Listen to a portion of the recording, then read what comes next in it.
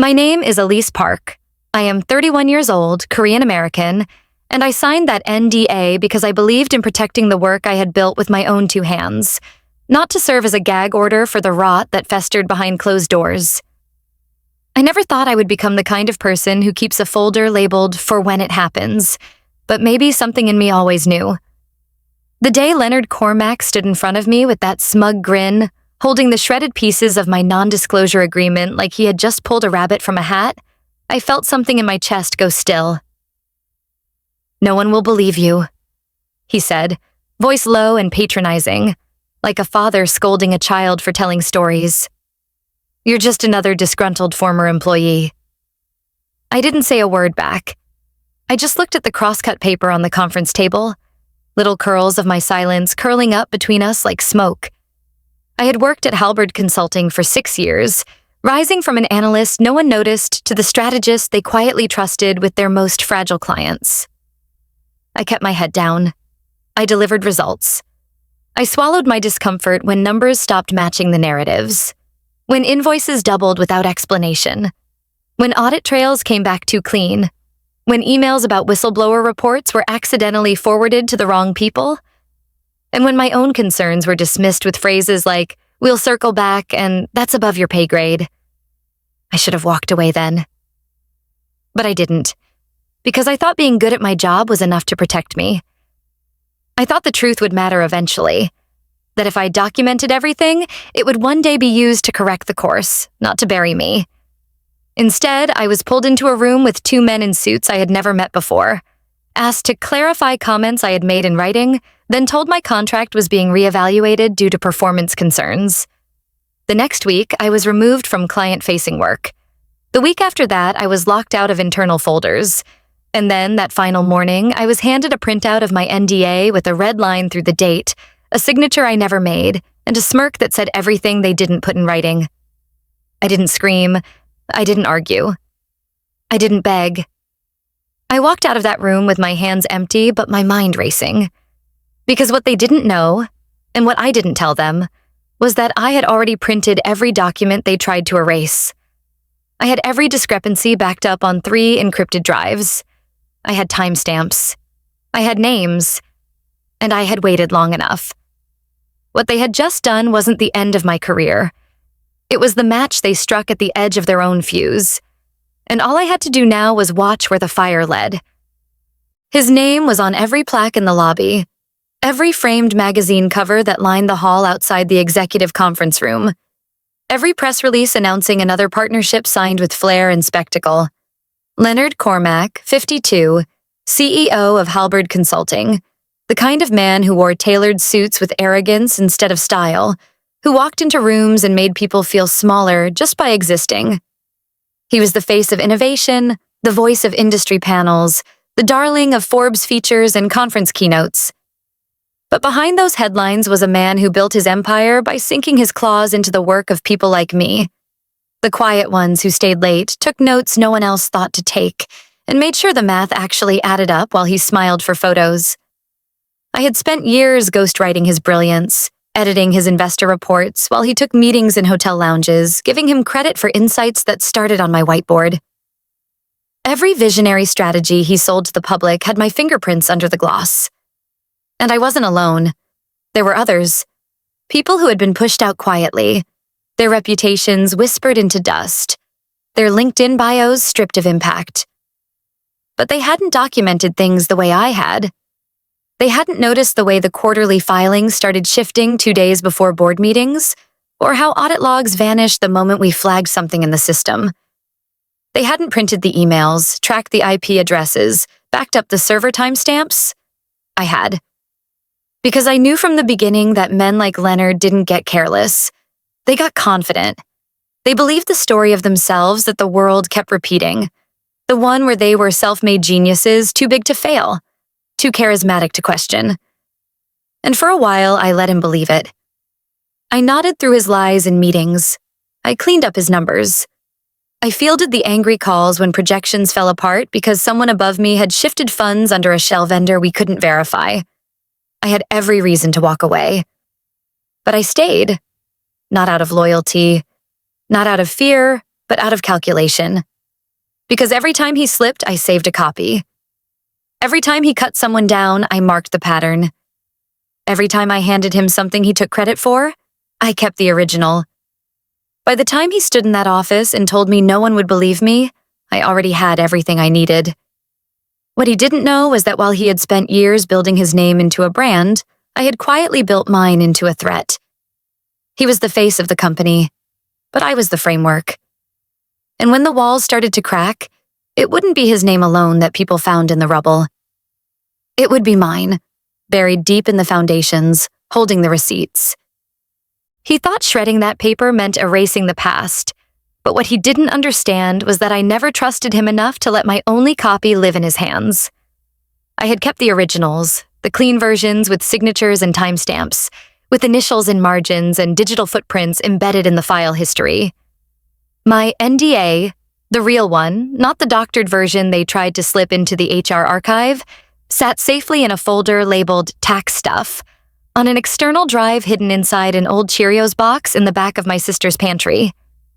I had spent too many late nights watching how things shifted after hours, how language in contracts got subtly rewritten, how compliance documents were altered to protect certain names. It didn't take long before I realized that truth, at Halberd, was negotiable. But I made mine non-negotiable. I printed backup versions. I forwarded emails to a private account. I documented every internal request to override audit flags, and every time Leonard asked me to run an alternate version of financial statements for client-facing decks.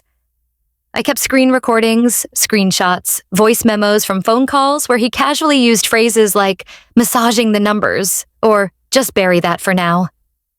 I even had video clips from Zoom meetings he thought weren't being recorded, his face perfectly composed while he signed off on fraudulent projections with a sip of whiskey and a smirk.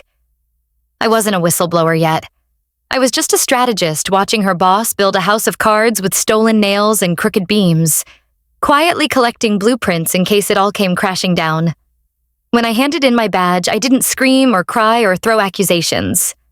I smiled, said thank you, and walked out with my tote bag, knowing my silence was temporary but my evidence permanent.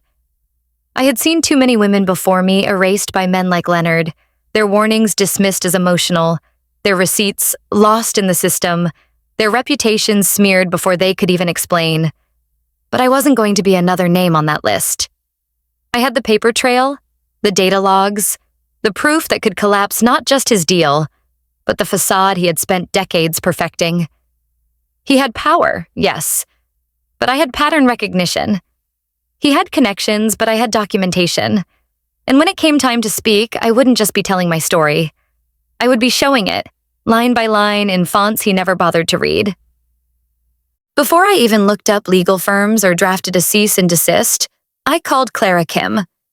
It had been 3 years since we last spoke, maybe longer, back when she was quietly investigating offshore funneling cases, and I was still just a mid-level strategist trying to earn trust in rooms I was barely allowed into.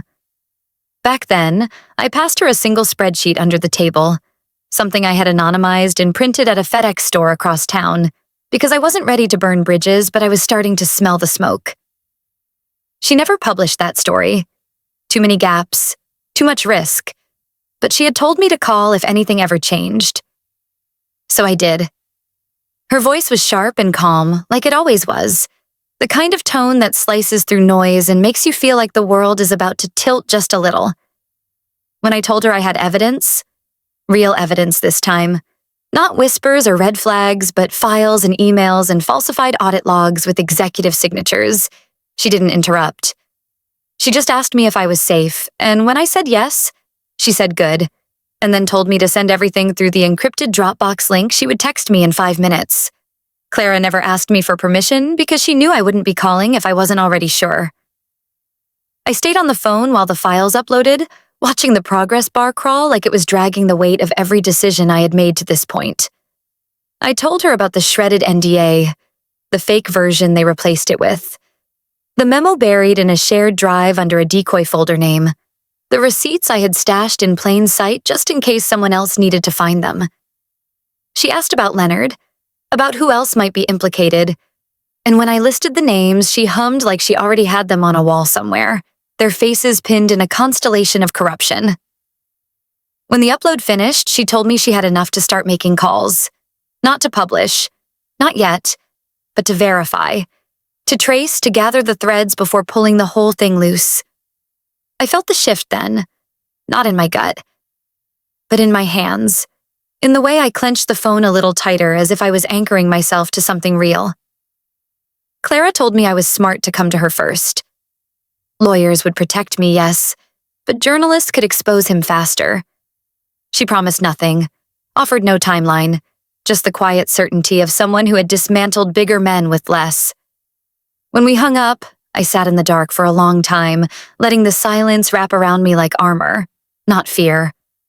Because the moment that file hit her inbox, I wasn't just a woman with a story anymore. I was a match, and the spark was already burning. The night I found the 32 pages again, I was sitting cross-legged on the floor of my apartment, surrounded by banker boxes that still smelled like toner and old dust, the kind of scent that clings to records no one once found. They had tried to scrub them, of course. After I left, they thought they were thorough, wiping shared drives, deleting threads, even reassigning access permissions to make it look like I had never touched the project. But what they didn't account for was the habit I had picked up years ago when an old mentor told me to always save the paper trail that makes the invisible visible. And so I had. I had printed drafts and red lines on a temperamental office printer in the middle of the night. I had backed up versions to a password-protected drive, and I had forwarded key exchanges to a dummy email that no one knew existed. These 32 pages were not just documents. They were a record of every edit, every manipulated clause, every deleted accountability line, and every timestamp that proved who had been in the room when the deal was poisoned. One page in particular had a note scrawled in the margin, a sarcastic comment from Leonard about fudging projections to keep the board calm. It was handwritten, scanned, and initialed. That alone was enough to rattle teeth. I remembered the day it was first reviewed, how we sat in the glass conference room while he flipped through the pages like they were just routine drafts, how he smiled and told me I had a gift for language. That gift, apparently, extended to remembering who said what and when. I had every track change saved, every email thread with headers, every backup of the originals before they began scrubbing the language to make it sound cleaner, less illegal, less dangerous. They thought the overwritten versions would be all that remained. But overwritten is not the same as erased, and I had been watching them play fast and loose with timelines for too long to trust their version of the truth. I compiled it all into a master file, labeling each section with dates and corresponding communications, threading it like a story because that's what it was. A story of fraud, papered over by arrogance and assumption and now unraveling under the weight of their own carelessness. I didn't send it out yet. I just sat with it. Let it live for a moment outside of memory and paranoia. Because there is something sacred in holding the truth before it becomes a weapon. Something powerful in knowing that while they tried to make me disappear, I had preserved the exact evidence that proved they were never careful enough. Those 32 pages were not just paper. They were leverage. They were witness. They were mine. And I knew exactly when and where they would matter most. Diane Lovell wore quiet like armor. She didn't pace or posture when she walked into her office. She just moved with the certainty of someone who had already seen the worst and won anyway. Her reputation preceded her, whispered about in legal circles like a modern myth. The kind of woman who turned boardrooms into courtrooms and left CEOs wishing they had just paid the invoice. When I handed her the folder, she didn't even blink. She leafed through the pages like she already knew what she was going to find, like she had met Leonard Cormack 100 times before, just with different names and shinier suits. She read every memo, every red line, every buried clause and time-stamped email that proved I had not only spoken up, but that I had been right to. Then she looked up, not with concern, not with pity, but with something colder, cleaner, precision. She asked 2 questions. Did I have anything else? And was I ready for this to get ugly before it got better? I said yes to both. She nodded once, closed the folder, and said, "We're not settling." There was no debate, no hedging, no suggestion of maybe sending a warning shot first. Diane was not the kind of lawyer who played for compromise. She played for court. And in that moment, I realized I had not come to her for comfort. I had come for fire. She started making calls before I had even finished my coffee.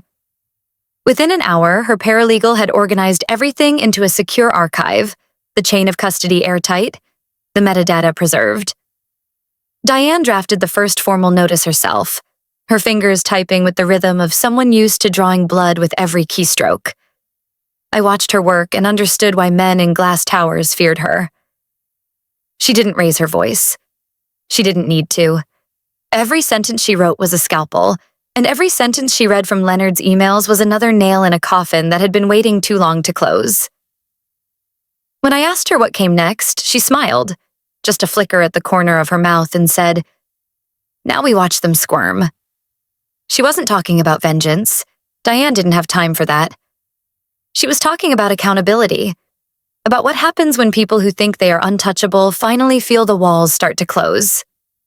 I walked out of her office that day not as a whistleblower, not as a woman who had once been silenced, but as a plaintiff with a case so well documented it could choke a defense team.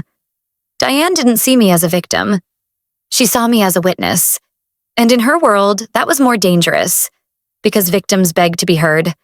Witnesses testify. And I was ready. The first email came at 2:14 a.m., no subject line, just a string of numbers in the sender field and a blank body except for one line. "Careful what you dig up." I stared at it for a long time, not because I was afraid, but because it was so obvious. The kind of threat that felt lazy, like they didn't know how to scare me properly anymore. The second one came a few days later, this time with a blurry attachment that looked like a screenshot of a bank statement I didn't recognize. The third was a letter from the IRS, informing me I had been randomly selected for a full audit of the last 3 years. My stomach twisted for a moment, not because I had anything to hide, but because I knew exactly how much stress they were trying to cause.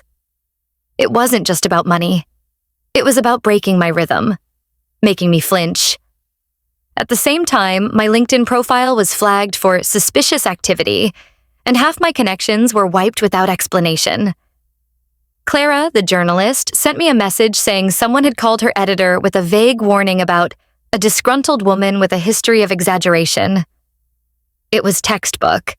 Throw enough chaos at a woman and maybe she'll sit down. Maybe she'll second-guess herself. But I had been broken once already, and what they didn't understand was that the silence they used to control me had already been shattered.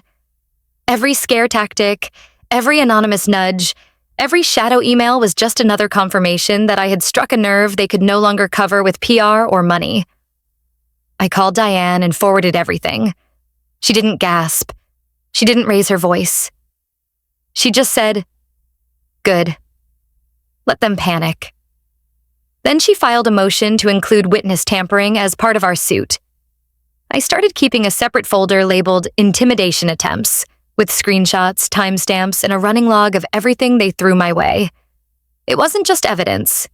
It was insurance. I wasn't looking for a fight, but I wasn't going to pretend I didn't know the rules of one. I stopped answering unknown numbers. I rerouted my mail. I set up encryption. Not because I was afraid, but because I was prepared. There's a difference. Fear is reactive. Preparedness is deliberate. Every time they tried to shake me, I planted my feet a little firmer. Because the truth is, when powerful men start acting like cornered animals, it's never because you lied. It's because they know you're finally telling the truth. And this time, I wasn't going to whisper it. I was going to say it with the full weight of every receipt they never thought I kept. Discovery is a beautiful word, not just because of what it means in court, but because of what it does to people who have built their lives on not being seen. I watched from a quiet corner of the conference room as Diane slid the external hard drive across the glossy oak table like it weighed nothing, though we both knew it carried more than just data. It carried intent. 14 gigabytes, cataloged, time-stamped, watermarked, and named with surgical precision. Emails, internal memos, signed audit trail logs, financial red lines with initials in the margins, versions of contracts that had been quietly swapped, A thread from a junior associate flagging inconsistencies weeks before my termination. The video recording of the quarterly meeting where Leonard smirked through a presentation built on data he didn't analyze and strategies I had written. Diane called it Exhibit A through Z, and when their counsel opened the first folder, his hand twitched. Just once, but enough to notice. I saw Leonard shift in his seat, lips pressed so tight the color drained from them.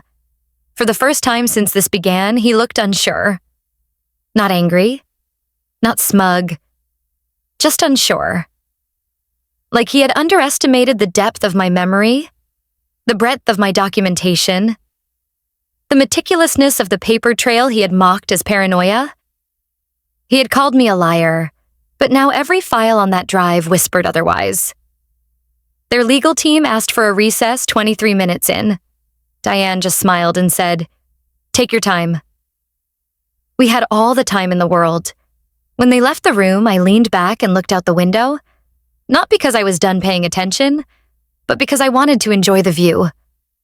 The silence they had used to isolate me was now replaced with the silence of their own making.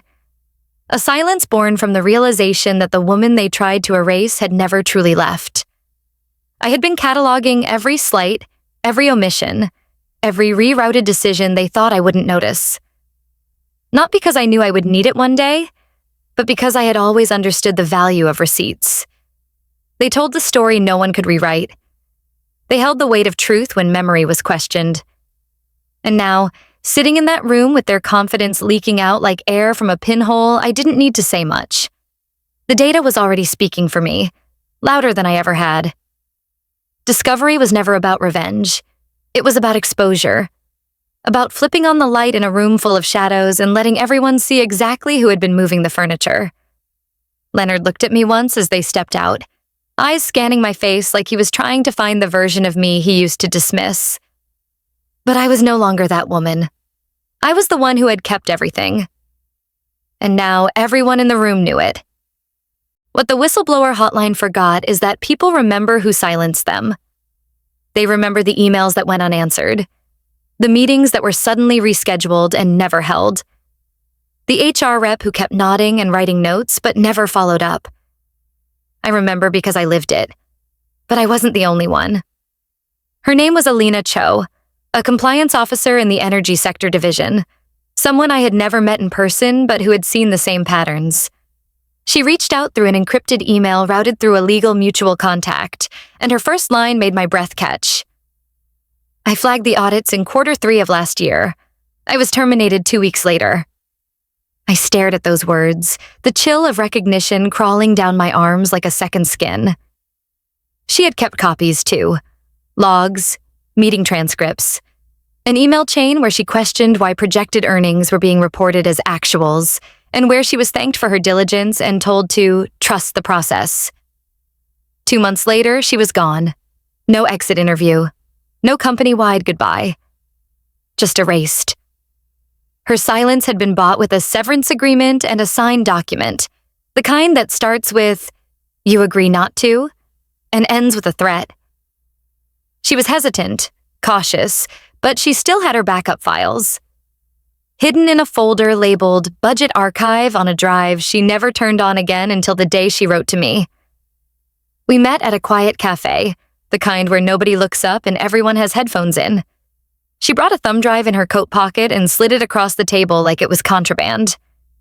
Her eyes were steady, but her hands trembled when she lifted her coffee cup. I told her I believed her, that I had files too, that I wasn't backing down. Her shoulders dropped a fraction, the weight of solitude finally loosening. There is something quietly sacred about realizing you are not alone in your fight, especially when the silence has convinced you that you are. We talked for hours, comparing timelines, lining up data points, building a web of connections that made it clear this wasn't an isolated mistake. It was systemic, rehearsed, engineered to survive behind layers of bureaucracy and plausible deniability. The whistleblower hotline had been a dead end, a funnel that collected risk and swept it under carpeted boardroom floors. But Alina remembered, just like I had. And now, together, we were more than 2 dismissed women with files. We were a pattern. We were a chain of evidence. and the more we pulled, the more it unraveled. Halberd Consulting had trained us to document everything. They just never imagined we'd use it against them. They called it a resolution meeting, but everyone in the room knew what it really was. A last-ditch effort to intimidate me into silence dressed up as diplomacy. The email was worded like a peace offering, but I could smell the desperation between the lines, the kind of tone that says we're willing to talk now that we know you have teeth. I chose my outfit carefully, not for power, but for memory. The same navy blazer I had worn the day Leonard stood in front of the executive team, smiled coldly, and called me a liar.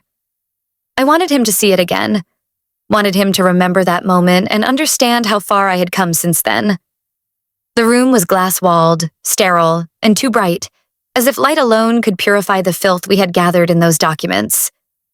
Leonard was already seated when I walked in, flanked by 2 lawyers and a PR handler whose eyes flicked between us like she was watching a live wire dance.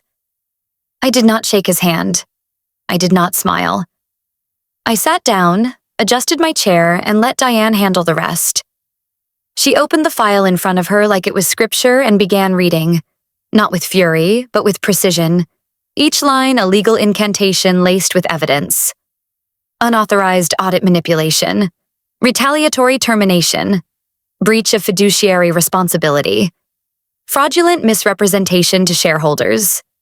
For each accusation, she paused, let it land, then pulled out the receipts like clockwork. Email trails, altered spreadsheets, Alina's report, my original NDA time-stamped edits, board minutes that had been doctored. The silence in the room thickened with each piece of evidence, like the air itself was shrinking. Leonard's face was stone, but his hands betrayed him, clenched and pale against the polished wood of the table. His lawyer interrupted twice, but Diane cut him off with the authority of someone who had buried bigger men in smaller rooms. I did not speak until the end, when the list was complete and the folder was closed. Then I looked at Leonard and said, in the calmest voice I could summon, "You should have let me walk away quietly." It was not revenge I felt in that moment, but clarity. The kind that comes when you realize the person who tried to ruin you no longer has the power to shape your story. The meeting was supposed to break me, reduce me to terms and settlements and hush money, but it only confirmed what I already knew. I had taken everything they threw at me, and I was still standing. And now, every word I had kept, every file I had saved, every memory they tried to rewrite, was about to become the foundation of the case that would finally, publicly, and permanently dismantle the lie they had built around my name. The article went live at 7:02 a.m. on a Wednesday morning, and by 7:04, my phone lit up with the kind of notifications that only come when a match has been dropped into a house soaked in gasoline. Clara's headline was simple, clinical, and devastating. Whistleblower details years of fraud inside Halberd Consulting. Under it was a photograph of Leonard Cormack shaking hands with a senator. And beneath that, the words I had held inside for 2 years, now laid out with precision and force. Clara had not dramatized the facts. She had simply let them breathe. She listed dates, internal emails, redacted invoices, employee testimonies, and the data dumps that backed every claim. She quoted my original NDA, the revisions they had made without consent, and the forensic analyst who confirmed the edits. The article was long but surgical. It gave readers nowhere to hide, and it gave Halberd no room to spin. I did not retweet it. I did not post a reaction or update my LinkedIn. I sat in my apartment with my laptop open and watched the world do what it does best when a lie is too big to stay hidden. It shared, speculated, and swarmed. By lunch, 3 financial blogs had picked it up. By dinner, it was trending in industry circles. By Thursday morning, Halberd's name was being spoken on national news. On Friday, their stock dropped 9% before the market even opened. Shareholders were panicking. Screenshots of the exposé circulated in investor chat rooms. A petition started. The board issued a public statement that sounded like someone choking on their own script. Words like integrity and concern were thrown around like sandbags in a storm. They tried to distance themselves from Leonard without naming him, but the smell of fear was already in the air.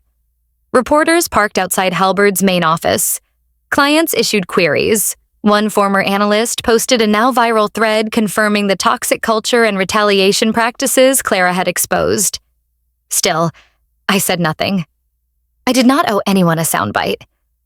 My silence became its own kind of statement, louder than a press tour or a captioned photo. I was no longer trying to prove I was right. That phase had passed. Now it was about letting the truth move through the system like a slow, unstoppable current. People emailed me asking for interviews. Lawyers reached out with polite curiosity. Friends sent messages with exclamation marks and the words "proud of you" repeated like prayer beads. But I stayed still, not because I was afraid, but because I had already done the loudest thing I could do. I had told the truth. Clara had given it legs, and the world had finally decided to listen. Now, all that was left was to see how far the ripple would go before it hit the walls they had built around their power and cracked them straight down the center. It came in the dead of night, at 3:14 a.m., like a ghost slipping in through a crack in the window. No subject line, no greeting, not even a name attached. Just one word in the body of the email, lowercase and brittle.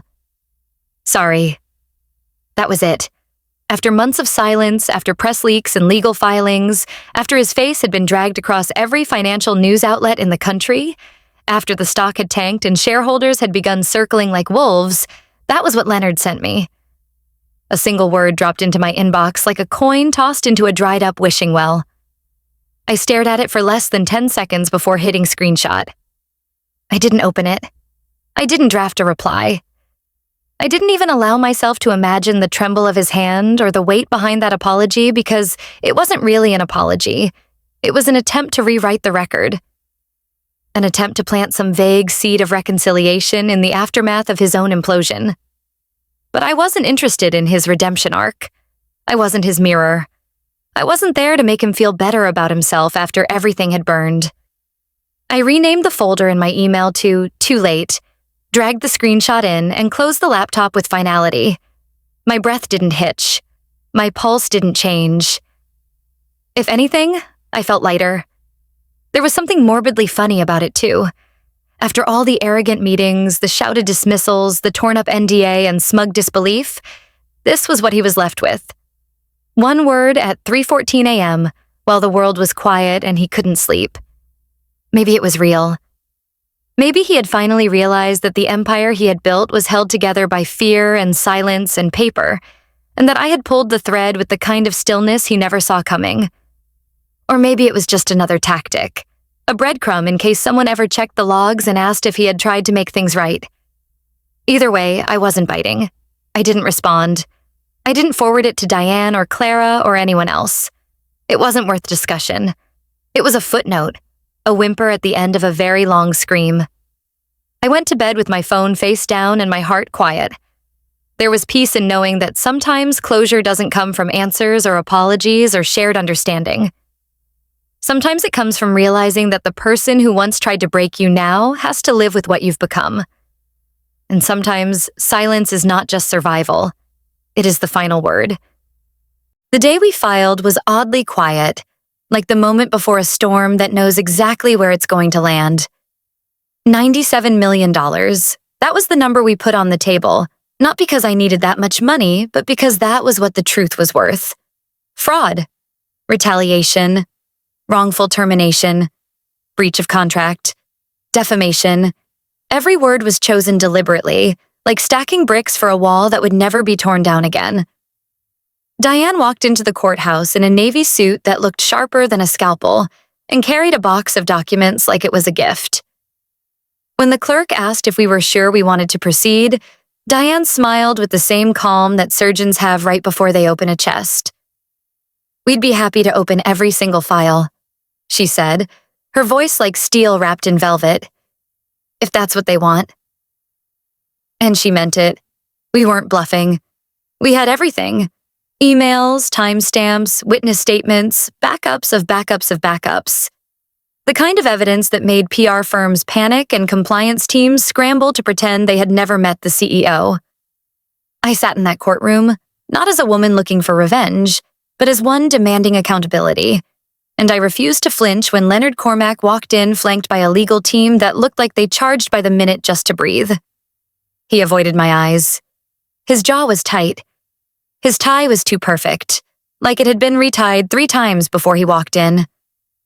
I wondered if he knew, really knew, that this wasn't just a nuisance lawsuit or a disgruntled former employee lashing out. This was the reckoning he never saw coming, because he underestimated the one thing he could never quantify with spreadsheets and projections: quiet conviction. For years, he built his empire on intimidation and arrogance, confident that NDAs and power lunches could make anything disappear. But not this. Not me. Not anymore. The moment our suit went public, the media started circling again. This time, the story wasn't about me being a disgruntled employee. It was about how many others might have been silenced. Shareholders started asking questions. Clients began requesting audits. And through it all, I said nothing. I let Diane do what she did best, and I stayed exactly where I was. Calm, certain, and absolutely unshaken. Because when someone tells you that you'll never win, what they're really saying is that they're afraid you just might. And the thing about truth is, once it's out, no one, not even the most powerful man in the room, can shove it back into silence. The courtroom felt too small for what I carried inside me. Not the anger, not the humiliation, not even the months of sleepless nights spent archiving every scrap of evidence, but the sheer weight of truth that had waited too long to be spoken aloud. When I walked to the witness stand, I didn't clutch a prepared statement or glance at notes. I didn't rehearse in front of a mirror or imagine the headlines. I just breathed, once, and told the truth. Not for vengeance, not for applause, not even for justice, though God knows we all deserved it. I spoke because someone had to. Because silence had already done enough damage.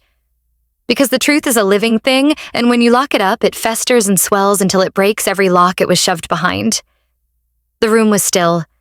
Even the air seemed to hold its breath. I looked at Leonard once, just once, and saw it. He knew. He knew I was not bluffing. He knew I wasn't unraveling. He knew I was standing in the one place he never imagined I would reach, with the one thing he had tried so hard to erase. I watched the judge lean forward, eyes narrowing at key details: dates, signatures, the sudden gaps in timelines, and the handwritten notes that contradicted sworn affidavits. I saw a juror's pen stop mid-word, another with her hand on her chest. I saw one man's eyes darken when I read aloud the numbers Leonard had adjusted, just enough to keep regulators from noticing. The truth moved through that room like a storm, quiet at first, then impossible to ignore. And I didn't need to raise my voice. I didn't need dramatics. My calm was louder than any accusation, more damning than any threat. The exhibits backed every word. Clara's article had primed the world, but the evidence laid it bare. And with every truth I released into the air, another brick fell from the legacy Leonard had spent decades polishing. The kind of collapse that doesn't come with a bang, but with a slow, undeniable tilt until the structure crumbles from within. I ended my testimony with one sentence. I signed an NDA to protect my job, not to bury my integrity. The courtroom didn't erupt. It didn't need to. The silence afterward said more than noise ever could. The judge called a recess. Diane squeezed my hand once as I passed by. Leonard sat frozen, his tie crooked now, his face pale. Outside the courthouse, reporters gathered like crows. But I didn't look at them. I didn't wave. I didn't smile. I walked down those steps as the same woman I had always been, except now, they finally saw me. And this time, they would remember what they saw. The verdict came with a stillness I didn't expect. No cheers in the courtroom, no dramatic slamming of a gavel, just the soft rustle of paper as the foreperson read the words that changed everything. $97 million. The number echoed through the silence like it belonged to someone else. Like it had been printed in the air around me before I was ever brave enough to speak. But it wasn't the money that made my hands tremble. It wasn't the payout that tightened my throat. It was the weight that lifted from my chest as the truth, finally, stood taller than the lies that tried to bury it. I walked out of that courtroom with my name intact, no longer whispered about in pity or suspicion, no longer reduced to a footnote or a scandal. I was no longer the woman who had been fired or gaslit or threatened or ignored. I was the woman who spoke up and kept going. The woman who outlasted the smear campaign. The one who remembered where she had hidden every backup, every file, every fact. And the one who refused to let her story be rewritten by the man who thought he could shred the truth along with her NDA.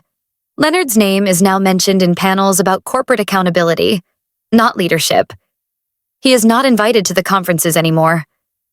He is not profiled in glossy magazines. He is a warning, a headline, a reminder of what arrogance looks like when it believes it is untouchable. Meanwhile, I started something new. Not a revenge project, not a media tour, but a foundation. One built for women like me, who were told to keep their heads down, who were told their silence was professionalism, who were handed severance instead of apologies. We provide legal aid, document recovery, strategy sessions. We teach people how to protect their data, their names, and their futures. We teach them that contracts are not cages, that speaking is not weakness, that a single voice, steady and prepared, can be more powerful than any threat. My name is printed on the office door now. Not in vinyl or on a whiteboard, but etched in glass. The kind you can't erase with a dry marker. People come in every week with the same look I had once. Exhausted, unsure, afraid of what speaking up might cost. And I show them what it gave me. Not just justice, not just peace, but the unshakable certainty that I was never as small as they tried to make me feel, that I built something they cannot shred, cannot bury, cannot silence, a name that stands on its own, and a future that no one else gets to dictate.